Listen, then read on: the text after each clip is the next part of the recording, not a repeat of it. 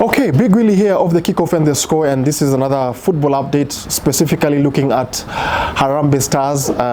We know that they're out of Chan. They lost last week to Madagascar, and as we await the final, Harambee Stars have got two games against Gambia and the Seychelles in the next 2 weeks on the international break.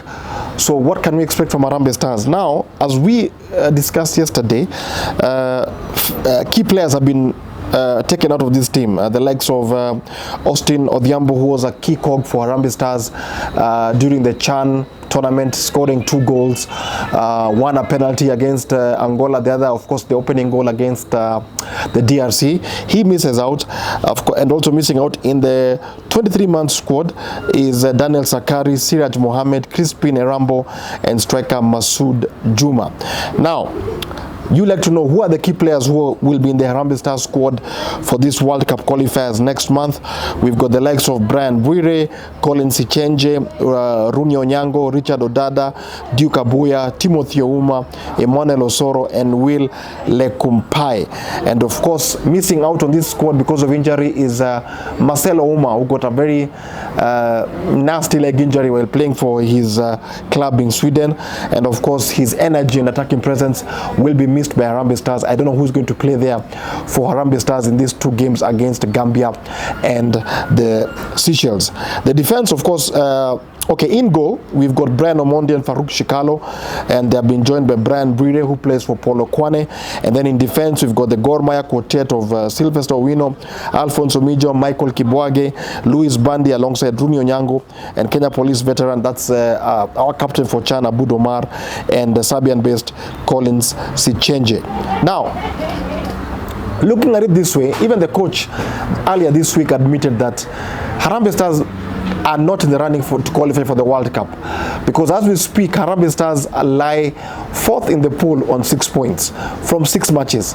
So definitely the World Cup is out of the picture for us, because top of the pool is Ivory Coast on 16 points, Gabon are second on 15, Burundi are third on 10, and then of course Harambee Stars on 4th.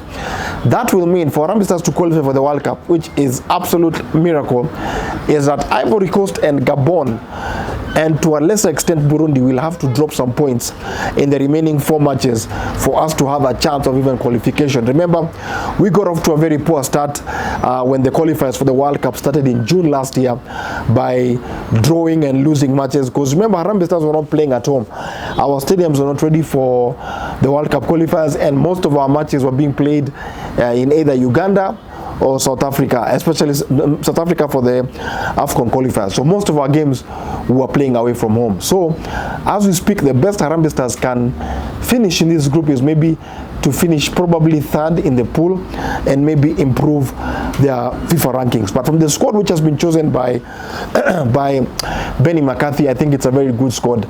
Most of the players who played in Chan have been given a chance to solidify themselves, solidify their positions, and with the likes of Michael Olunga to be spearheading the attack alongside Ryan Ogam, alongside Boniface Mushiri, I think you'll see a very strong Harambee Stars picking both 6 points against Gambia and Seychelles. Remember, in the first game against Gambia, which was Benni McCarthy's first game, we ended up drawing 3-3, and the likes, and actually it was Mohamed Bajaber who scored 2 goals in that game, and of course we beat Seychelles in that first game by 5 goals to 0.